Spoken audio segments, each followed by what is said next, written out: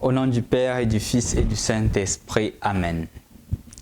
Évangile de Jésus-Christ selon saint Luc, chapitre 11, les versets 14 à 23.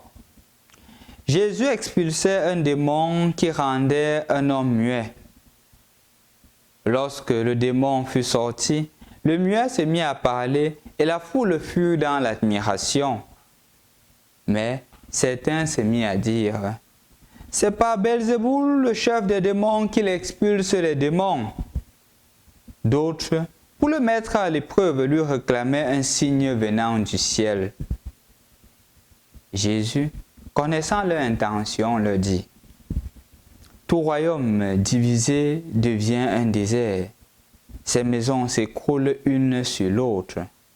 Si Satan, lui aussi, est divisé, comment son royaume tiendrait-il? Vous dites que c'est par Belzéboul que j'expulse les démons. Et si c'est par Belzéboul que moi je les expulse, vos disciples, par qui les expulsent-ils?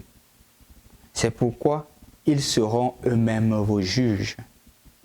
Mais si c'est par le doigt de Dieu que j'expulse les démons, c'est donc que le règne de Dieu est venu jusqu'à vous. Quand l'homme fort et bien armé garde son palais, tout ce qui lui appartient est en sécurité. Mais si un plus fort intervient et triomphe de lui, il lui enlève l'équipement de combat qui lui donnait confiance et il distribue tout ce qu'il lui a pris. Celui qui n'est pas avec moi est contre moi. Celui qui ne rassemble pas avec moi disperse. Bonjour chers frères et sœurs dans le Christ. Rendu au jeudi de la 3e semaine du temps de Carême, nous écoutons Jésus qui tient un discours assez clair au peuple après une scène de miracle. Qu'est-ce qui se passe? Jésus trouve une situation dans laquelle tout homme sensible devrait réagir. Un homme qui est possédé. Un homme qui n'a pas la grâce d'avoir toutes les jouissances que tous les autres hommes devraient avoir. Jésus réagit. Jésus se met à agir. Jésus se met à prendre compassion et il redonne justement la possibilité aux malades de retrouver la guérison. Mais comme on le constate, les réactions sont diverses.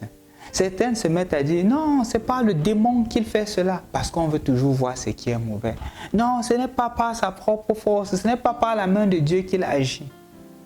Mais ce qui a attiré mon attention le plus aujourd'hui, c'est justement ce que le Seigneur dit. Celui qui n'est pas avec moi est contre moi. Celui qui ne rassemble pas avec moi disperse. Ici, le Seigneur voudrait nous inviter à éviter ce qu'on appelle la neutralité. Comme pour dire que je ne fais rien, je me mets seulement dans une position là où on ne peut pas dire que je suis chaud, je ne suis pas froid. D'ailleurs que le livre de l'Apocalypse dit que si tu n'es ni chaud ni froid, je vais te vomir. Comme pour dire que ton engagement, mon frère, ma soeur, pendant ce temps de carême, n'est pas un engagement à faire plaisir. Parce que là, je veux éviter les problèmes avec les autres. S'ils voient que je m'en vais jeûner, ils vont dire que wow, le gars c'est chrétien. Donc, j'évite cela, je joue le jeu. Non, on ne doit pas jouer le jeu.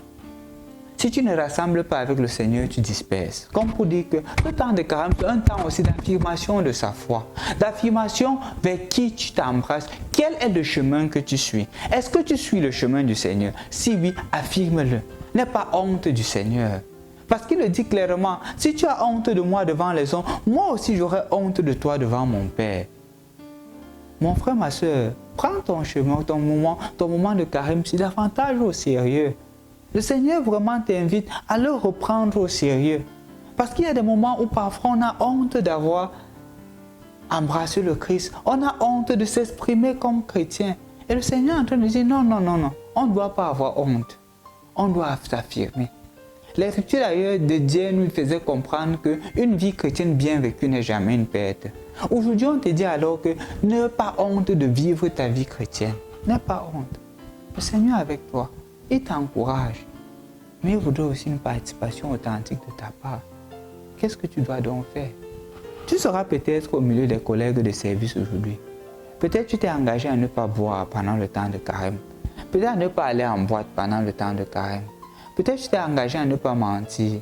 Peut-être tu es engagé à jeûner. Mais quand les amis sont là, parce que tu ne veux pas montrer une autre face, tu fais comme eux. Peut-être tu as pris la résolution d'être fidèle à ton épouse. Peut-être tu as pris la résolution d'arrêter la relation qui ne t'aide pas. En face de la tentation, on est tenté à tomber. Le Seigneur te dit, et il te redit, ne tombe pas. Malgré les critiques, Jésus a guéri, on l'a critiqué. Il ne s'est pas découragé. Toi, quand on te critique, quand on ne te critique pas, quand on t'abandonne, quand on se moque de toi, quand on te persécute, garde la tête haute parce que le salut est proche. Pâques est proche dans ta vie. Au nom du Père et du Fils et du Saint-Esprit. Amen.